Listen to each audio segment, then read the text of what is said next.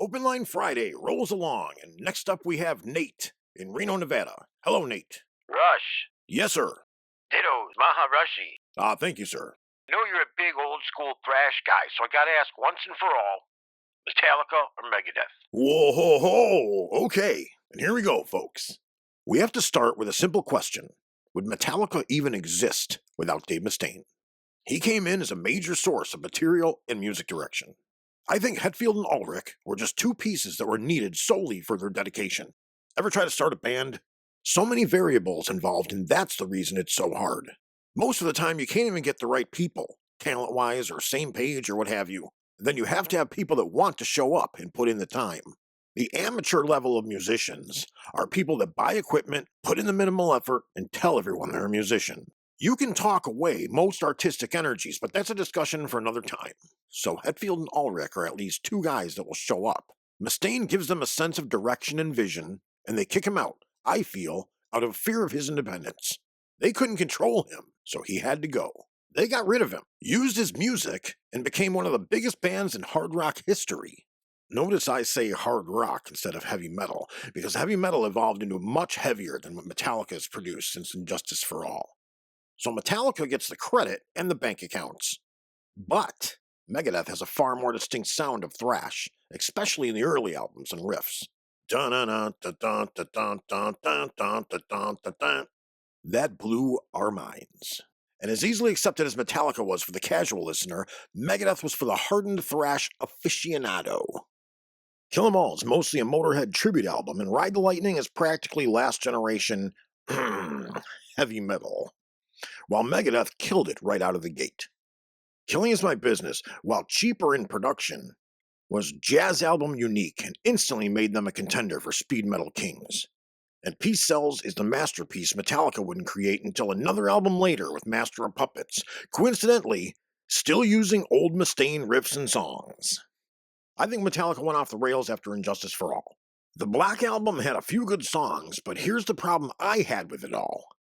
Growing up on thrash music, we were a subculture. Subcultures don't force themselves into mainstream or have a need to be represented in films and television.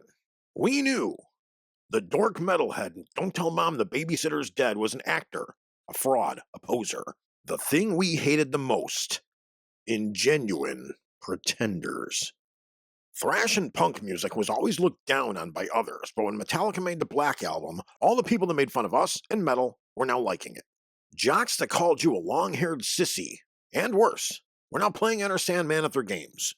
The girls that listened to Janet Jackson and Paul Abdul were now stripper dancing to Sad But True. Yes, Snerbley, even the Warrant Cherry Pie girls were all now big fans of Metallica. They had everyone on board. The public, the music labels, the radio stations, etc. And they could write their own check. After all that, and with their new mainstream pull, they could have put out a serious thrash album after the Black CD and really opened the doors for the genre. And it could have reignited interest in thrash bands the way Ozzy and Judas Priest did for heavy metal in the 70s and 80s. And could have helped every hardworking thrash band get exposure, money, and accolades. But just like the Offspring did to the 90s punk scene, they went through the door and closed it behind them. No one else is allowed. I guess I'm just like one of the very many midget actors that hate Peter Dinklage for pulling up the ladder behind him. I will always hold that against Metallica. That and every horrible song they've made after someone told James Hetfield he could sing. Anyone else notice the weird, awkward crooning that makes country karaoke singers so cringe? The purposed voice cracking and such. It's awful, just awful. Like poison to my ears. Yes, the glam band and the substance. I think Megadeth shit the bed pretty quick with So Far So Good So What. Not a great album, but a few really good songs throughout. But they rebounded with Rust in Peace. Many would say it's their masterpiece. But that also became the last thrash album they would release. Some would say until their last one, the final one. After that, it was Countdown to Extinction, their version of the Black Album, trying to be a hard rock act for everyone. A period of time where every heavy band was chasing the money and airtime Metallica was achieving. Remember how every metal band was putting one ballad on their album for MTV and radio play? Ugh, what a horrible time for music. Even Creator, that album Renewal, Everyone was putting out garbage, and my friends were wondering why I went back to listening to 70s punk in the early 90s. So to get all the way back to your point, Nate, Yeah, Rush. I guess my very professional opinion falls here. Metallica is the more palatable band for mainstream ears, and is one of the biggest bands ever. Dave Mustaine is the godfather of the thrash sound. Megadeth finding their unique voice faster. Metallica was the band kids played while learning their instruments. Megadeth was the band musicians played once they knew their instruments. Metallica is the biggest thrash band. Dave Mustaine is the godfather of their sound. Metallica had more good songs, but maybe only because they have more songs now. And that would have to be compared to their bigger pile of bad songs. Megadeth has less good songs, but are Megadeth good songs better than Metallica good songs? So if I have to make a decision, I'm officially going with Slayer. Not defending anything after Divine Intervention because they fell apart as well. World Painted Blood was really good.